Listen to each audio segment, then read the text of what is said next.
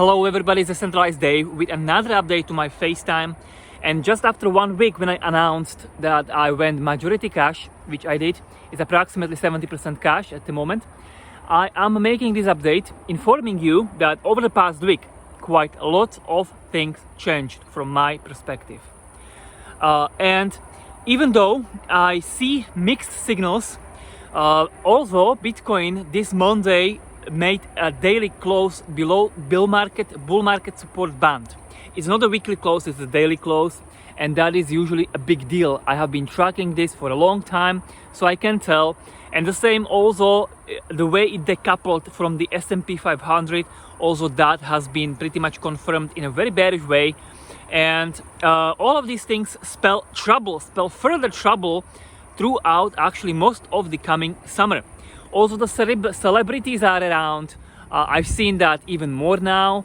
Also the meme season, like the memes are extremely strong still. The meme narrative is considered the pitch top narrative of crypto, the safest narrative out there. Everybody's happily putting all the money into it, and just even random and even less and less research, just random recommendation from random guy, and just like, let's go all in, like wow. So this is still happening, and obviously this is all extremely bearish, and I am like very sure that we're gonna see some kind of a crypto crash. This was not a crypto crash so far, just make this very clear. Some kind of a crypto crash this summer, but summer hasn't even started yet. Well, actually it has started, but it's just like a week. The summer actually is all throughout July, August and most of September. There is time for that. However, there is also a very interesting situation where Bitcoin, for instance, on the Grid and Fear Index, it dropped through the floor. Like in only 1 week, guys, like it's unbelievably steep. It's only 1 week or so. It was just a week ago or so, 10 days ago, we were high fear. We were like 72% on the Grid and Fear Index, the old index. High fear, high greed, and we dropped all the way to high fear.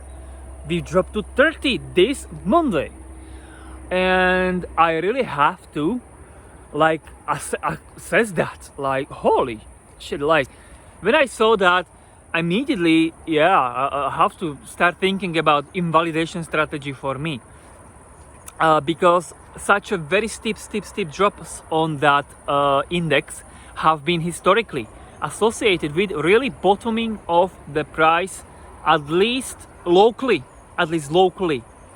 So I started thinking that wait a second, like can't we have a pump before the crash that I see coming?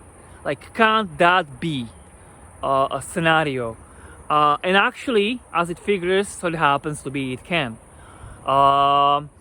Like the memes being so strong is a mystery to me, because I would really think that now when everybody's positioned that they have to crash through the floor, they have to be rug pulled or something, or squeezed by the authorities, or crack down on them, or something has to happen like that to the memes. It really makes biggest sense to me that everybody has to lose money now. Everybody's in it. But also the celebrities being around. But then I made some more research with exact dates, and I'm not sure you've done that research, but in 2021 there were quite a bit of celebrities, and they didn't really come at the very top of the alt season, at the very top of the local peak. For instance, Paris Hilton, she started glorifying NFTs in 2021 at the start of April, and the crypto took still a month before they had an alt season, and the altcoins were strongest in May actually, so it still took a month, but it was reasonably close to the local peak, I would say. However, fortunately I do not see such a celebrity like Paris Hilton here, but I've seen one other girl with 3.5 million followers on Twitter saying like, what meme coin do I ape to? Like shill me some Solana meme coin. holy, like that was very bearish. But it doesn't mean that it has to crash immediately necessarily. Also, when I look at the history, the celebrities were kind of coming step in step as we were going up and up. And of course, the more celebrities are there, the bigger the chance. But it doesn't mean it has to happen just very immediately. My another point why I have to be thinking about the invalidation, another point, massive point, and this is a difference from the last summer. In the last summer, I did exit all crypto in July, and I easy peasy stayed away. And then I came back in September, October fully. But the big difference was that at the start of August, the last summer, people were longing. People were longing, long leverage was coming.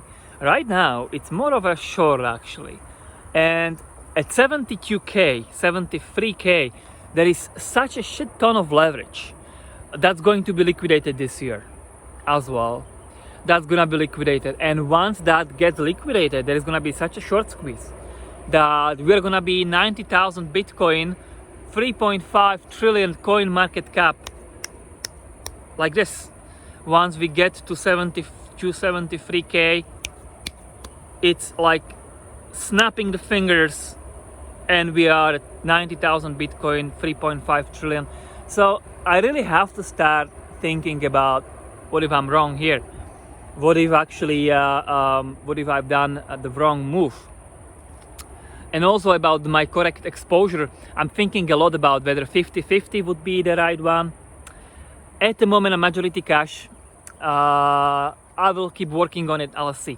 But yeah, I have already developed an invalidation strategy.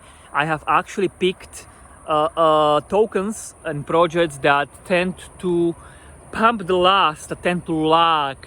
Even once we are confirmed bullish and parabolic again, there are few that tend to lag. For instance, Bobo is one of them because Bobo is a meme token of a bear market. It's a bear, Bobo the bear, the famous bearish character that all people are using when there are bad times, red candles. Like Bobo likes red candles. So and it actually really is often true that only once the market stops going parabolic, only then the Bobo finally, when there are no green candles, that's where he starts going up. And there are projects like that. So these are my invalidation strategy, and I have to be just also mentally ready in case we do take the parabolic turn to, well, very quickly return back to exposure. Very quickly, because I expect the next move up to be very quick. Like, it's not gonna take 3 months this time. Like, we are 2.1 trillion, 2.2, and to 3.5 trillion. Okay, that's below 75%, but for Bitcoin is for 50%, and Bitcoin is gonna do that move in about like 6 weeks. Once it starts, I'm saying like 6 weeks. So this is gonna be the next pump in the crypto is gonna be fairly fast. So for someone like me who's building now a cash position, yeah, I have to be also ready the other side, what to do. And that would probably sum it up of what I had in mind. So yeah, watching out for being invalidated. And one last thing. Yeah, it's the most likely scenario actually. The most likely scenario is that we're only gonna go to like 2 trillion.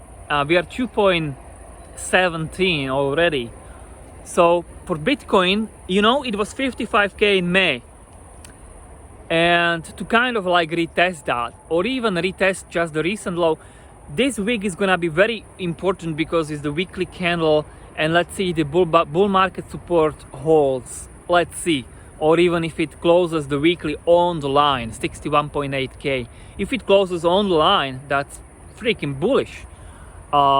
If it closes below, that's freaking bearish. A really bad omen, I could say. But the most likely scenario is actually that, yeah, that it's gonna be like maybe only few weeks now, around 2 trillion. if there is going to be the next week there at all, I don't know. And that could be actually the rebounds. So I'm watching my back and I'll keep you updated.